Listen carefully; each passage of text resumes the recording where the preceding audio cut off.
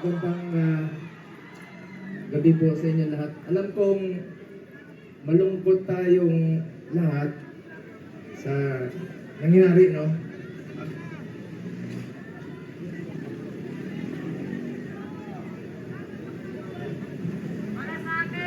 Alam nyo, kwento ko lang po sa inyo ang huling balita ko kay Tatay Digong. Matagal kaming pagkasama. Alam nyo, higit pa sa tatay ang turing ko sa kanya. 1998, una po akong nanilbihan sa kanya. Hanggang 2022, kahit senador na po ako, sinasamahan ko siya hanggang sa huling araw ng kanyang termino. Sumama po ako hanggang makauwi siya sa bahay niya noong June 30 of 2022. Alam ko yung hirap na niya. Halos hindi na nga makasuot ng medyas. Sinong magmi-medyas sa kanya doon?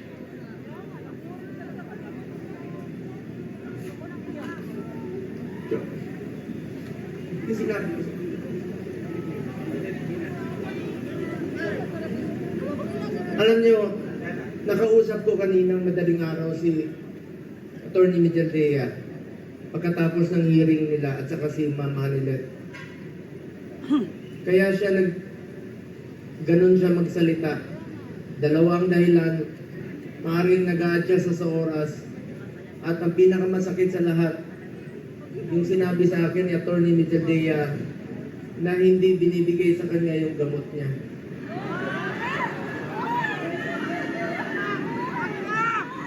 Alam niyo ba, hindi nga niya alam kung ano yung gamot na iniinom niya. Binibigay sa kanya ng nurse niya.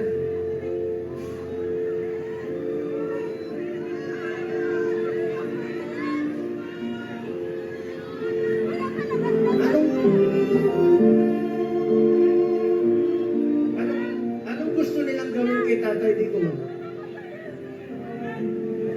Kung kaya nilang ipadala si Tatay Digong doon, gawan nyo ng paraan paano siya ibalik dito.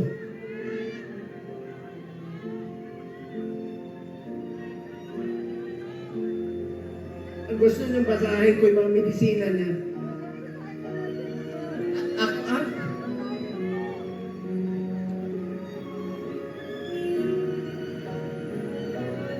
Minsan nagtitwitch yung kamay niya, sabi ni Bingbong kahapon.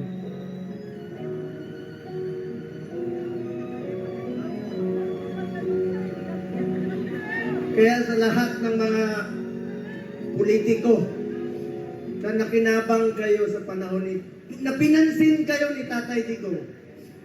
6 na taon kayo pinansin ni Tatay Digong. Yung iba dyan, pinupuntahan pa namin yung birthday. Makakatulog pa ba kayo? Tulungan nyo naman si Tatay Digong.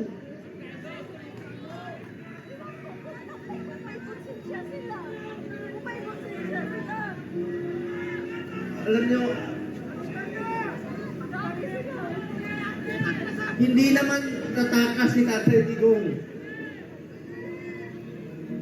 Nung Sabado, maraming nagpapayo sa kanya.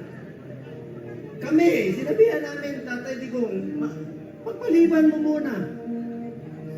Pagpaliban mo muna yung pagpapauwi mo rito. Alam ni Ma'am Hanilet yun, alam ni Yes yun, alam na mga kasama niya. Dahil meron na pong threat sa kalusugan niya, sa buhay niya. Di natin alam eh. Pero mas pinili niyang umuwi at harapin. Ibig sabihin nun, hindi tatakas si Tatay Digong. Hindi tatakbo si Tatay Digong na hindi na nga niya kaya tumakbo. Nakasungkot. Kaya pa ba niya tumakbo? Mga politiko, nananawagan ako sa inyo. Pinansin namin kayo sa 6 na taon, hindi namin kayo pinabayaan. Tulungan niyo naman Tatay Digong.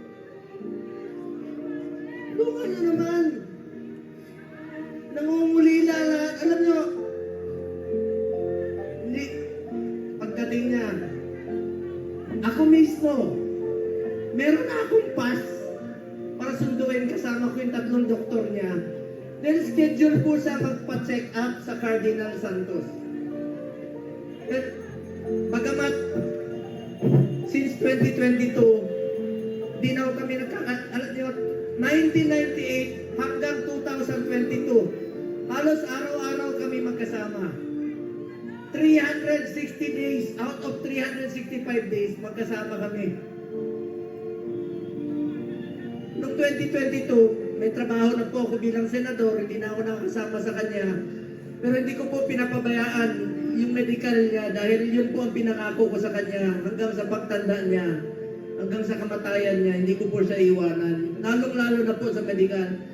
Alam niyo, nakaraang 4 na buwan, monthly siya nagpapa-check up. Yung dinidrip po siya. You may check with the doctors. I-check niya sa hospital. Kaya samahan ko siya doon, dinidrip siya para umabang kanyang buhay. Scheduled sa March 12. Pero ngayon, pati gamot ipagkakait. Sinong mananagot niyan pag may nangyari kay Tatay Digong? Bangat!